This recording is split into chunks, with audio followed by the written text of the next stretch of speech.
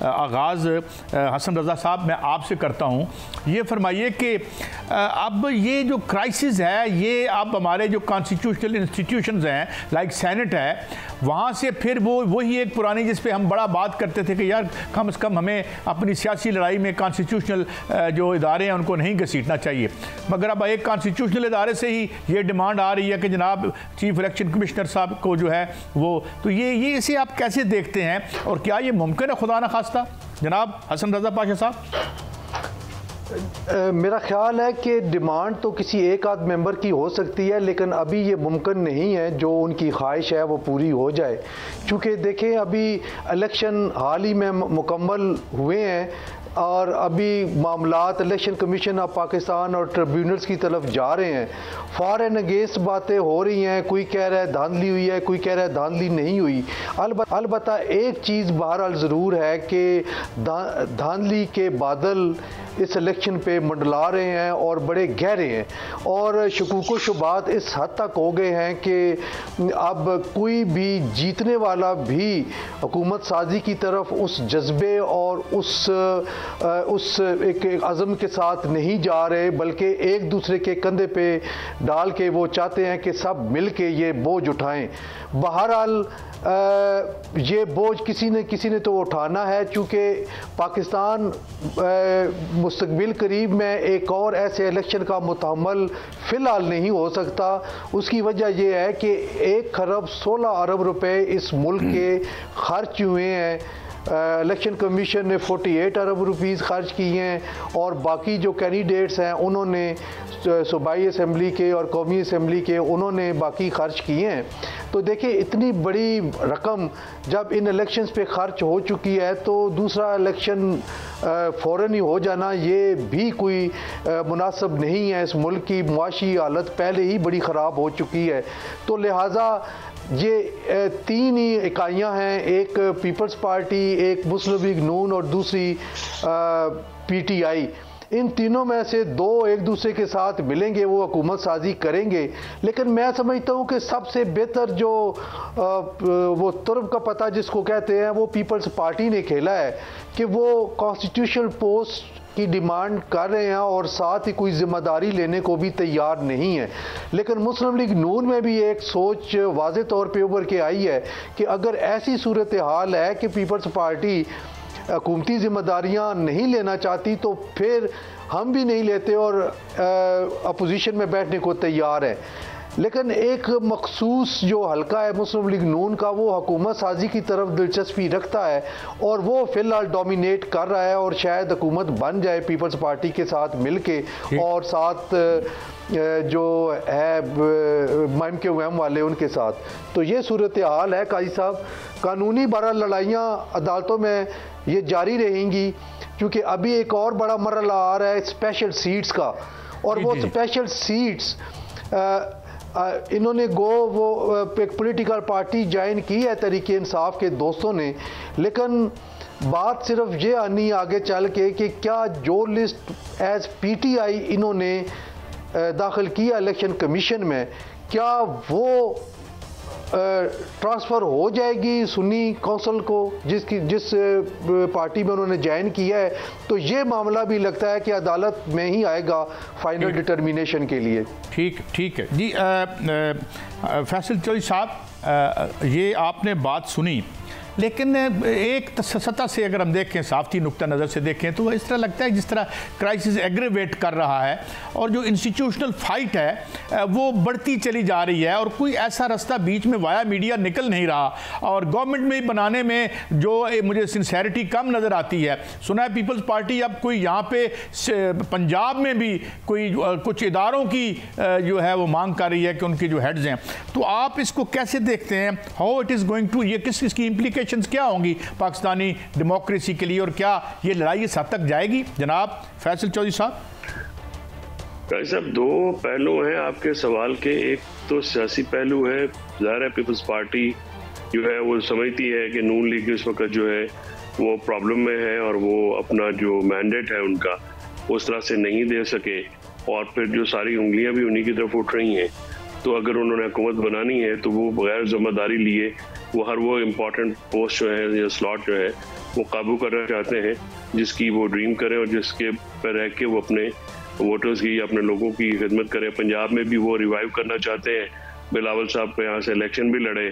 और गो के वो तीसरे चौथे नंबर पे ही रहे, लेकिन वो रिवाइवल तो चाहते हैं। तो उसके लिए पीपल्स पार्टी का तो जो कैरेक्टर है या पॉलिटिकल गिमिक्स हैं वो तो अंडरस्टूड है, वो तो पुरानी पार्टियां जो है वो इस तरह से करती हैं। एज फार एज आपका सवाल ये है कि कॉन्स्टिट्यूशनल क्राइसिस जो है वो एग्रीवेट कर रहा है, तो एग्रीवेट वो काफ़ी हद तक कर चुका है और करेगा, इसलिए कि जिन इदारों ने इश्यूज साहब, जो गवर्नेंस का बेसिक प्रिंसिपल ये होता है कि आप इशू बनने से पहले उसको एड्रेस करते हैं, बिकॉज एक दफ़ा इशू बन जाए तो फिर वो काबू हो या ना हो वो फिर मुश्किल होता है। यहाँ पे पिछले आपने देखा है कि साल डेढ़ में एक ही किस्म की जो है वो स्ट्रेटजी जो है वो अडॉप्ट की गई है, वो है रूथलेस पावर का यूज़, और सॉफ्ट पावर की टाइम में हार्ड पावर को यूज़ करके जो कि ऑब्सलीट हो चुकी है पूरी दुनिया में, और उस तरह की मामला जो है उस तरह के जो तरीक़ाकार इख्तियार करके, और 8 फरवरी को इन स्पाइट ऑफ जो आपने ऑपरेशन किया, जो आपने इलेक्शन से पहले जो है उम्मीदवारों को या उनके तायद कुनंदा या उनके तजवीज़ कुनंदा के साथ किया, एक पार्टी के उम्मीदवारों को आपने जो है वो करने नहीं दी, कैंपेन भी नहीं करने दी, दूसरों को फ्री रन भी दिया, लेकिन उसके बावजूद वोटर का रिएक्शन आपके सामने आया, और जब आया तो it was shocking for everybody. Clean sweep हुए हैं हर जगह पे, और फिर वो आपने रिजल्ट रोक के जो है जिस इदारे का काम है कि साफ शफाफ इलेक्शन कराए,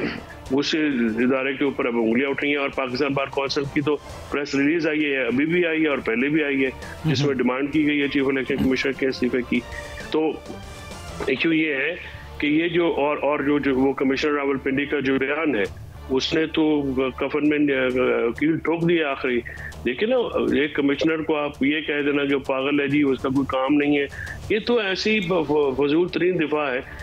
एक कमिश्नर जो है वो 5 DROs का सरबराह था, हर मामले में वो शामिल था, और उसके बाद जब उसने बयान दिया है तो वो ना उसकी खबर चल रही है और ना उसकी कोई अता पता है। आप ये कह रहे हैं कि बाई एंड लार्ज ये कह रहे हैं कि क्राइसिस जो है वो एग्रीवेट भी कर रहा है, बढ़ रहा है, और एग्रीवेट जिन लोगों ने उसको अरेस्ट करना है वो उसको एग्रीवेट करने के जिम्मेदार हैं। आप मेरे साथ ही रहिए फैसल भाई, आपका पॉइंट ऑफ व्यू आ गया। हाफिज एहसान साहब माहिर कान है और गहरी निगाह रखते हैं इन इशूज़ पर। बड़ा जैसे कहते हैं Hafiz Ehsan sahab, we are living in very interesting times, ये एक चीनी कहावत है। तो अब आज ये 2-3 बातें मैंने पूछी, अब सेनेट में कह रहे हैं जनाब कि इनको भी कानून अंडर लाया जाए, कोई तादीबी कार्रवाई की जाए, चीफ इलेक्शन कमिश्नर साहब की 4-5 जो आपका फार्म है उसकी लड़ाई है, कुछ आशिकशोई हो भी रही है 3 सीटों के हवाले से, जिस तरह आपने इस्लामाबाद में देखा। How do you look eight, और फिर गवर्नमेंट जिन्होंने बनानी है वो अभी तक आज इस लम्हे तक आपस में तय ही नहीं कर पा रहे। How do you look at this scenario Hafiz Ehsan साहब? बिस्मिल्लाहिर्रहमानिर्रहीम। काजी साहब, आपका बहुत शुक्रिया है कि आपने मौका दिया। 2 चीज़ें मेरे और आपके अंदर बड़ी कॉमन हैं, वो ये हैं कि आप हमेशा गवर्नेंस की इम्प्रूवमेंट के लिए, गवर्नेंस की बेहतरी के लिए और पाकिस्तान का जो आम आदमी है उसके मसाइल पे आप बात करते हैं, और ये बड़ी अच्छी बात है इस चीज़ के अंदर कि पाकिस्तान के अंदर हमने सारी चीज़ें जो हैं वो पॉलिटिकल शेड के अंदर ले आए हैं, और अपनी जितनी भी बैड परफॉर्मेंस है हम उसको या एलिगेशंस के ऊपर ले जाते हैं, या हम जो इश्यूज़ हैं उन्हें डाइवर्ट करते हैं या डाइल्यूट करने की कोशिश करते हैं, और पाकिस्तान का जो आम आदमी है वो दिन ब दिन उसके अंदर पिसता ही जा रहा है। और 76 साल से हमने इस मुल्क के अंदर जिन एरियाज़ के अंदर हमें इम्प्रूवमेंट चाहिए थी कि जिसमें पाकिस्तान का जस्टिस सिस्टम हो, गवर्नेंस सिस्टम हो, सोशल सेक्टर हो, इंस्टीट्यूशनल डिलीवरेंस उसके अंदर आए, और पाकिस्तान की इकॉनमी के जो ऑप्टिक्स हैं और रियलिटी के अंदर ये बेहतर आए, वो चीज़ें जो है हमारे इस पॉलिटिकल प्रोसेस की वजह से जो है आपस में लड़ाई की वजह से वो ऐसी दूर चले गए हैं कि हम इस सारे प्रोसेस के अंदर अपनी जो है हैंड पिक्ड लोग भी लेके आते हैं, उन इंस्टीट्यूशंस के अंदर अपनी मर्ज़ी के लोग भी लेके आते हैं, और पाकिस्तान की जो पॉलिटिक्स है उसको हमने इलेक्टेबल पॉलिटिक्स के अंदर ले गए हैं। पाकिस्तान के आम आदमी को पॉलिटिक्स से हमने इतना दूर कर दिया है और ये चीज़ इस इलेक्शन के अंदर पाकिस्तान के आम आदमी ने शो की है कि वोट की असल ताकत पाकिस्तान के आम आदमी के पास है, इलेक्टेबल जो है वो मैटर नहीं करते। और ये मेरा ख्याल है कि सारी पॉलिटिकल पार्टीज़ के लिए एक बहुत बड़ी वार्निंग है और इस चीज़ को एड्रेस करेंगे इंशाल्लाह। दूसरा जो आपने कहा है कि जो फॉर्मेशन ऑफ गवर्नमेंट है, तो अगर आप उसको रियलिटी के अंदर देखा जाए तो इस वक्त जो कॉम्पोजिशन बनी है वो 3 एरियाज़ की कॉम्पोजिशन बनी है। एक कॉम्पोजिशन ये है कि जिसमें PMLN है, दूसरी कॉम्पोजिशन जो है वो पीपल्स पार्टी है, और तीसरी कॉम्पोजिशन के अंदर जो PTI बैक्ड इंडिपेंडेंट्स हैं और कुछ आपकी सीट्स जो हैं जो MKM के पास हैं या आपकी नेशनलिस्ट पार्टीज़ हैं उनके पास है। अब इसके अंदर ये है कि जो आर्टिकल 91 के नीचे जो प्रोसेस बनना है वो ये है कि आपका इसका हाउस जो है वो है 336 का, और 336 में आपने 169 नंबर्स जो है वो लेने हैं। उसके लिए अब ये है कि 2 पॉलिटिकल पार्टीज़ का या 2 सेगमेंट्स जो इस कॉम्पोजिशन है उनका इकट्ठा होना ज़रूरी है। अगर वो नहीं होंगे तो आपके मुल्क के अंदर नई गवर्नमेंट बन नहीं सकेगी। मैं माफी चाहता हूं, मैं इंटरजेक्ट कर रहा हूं, मुझे एक ब्रेक की तरफ जाना है। हाउस जो है वो मेजॉरिटी नहीं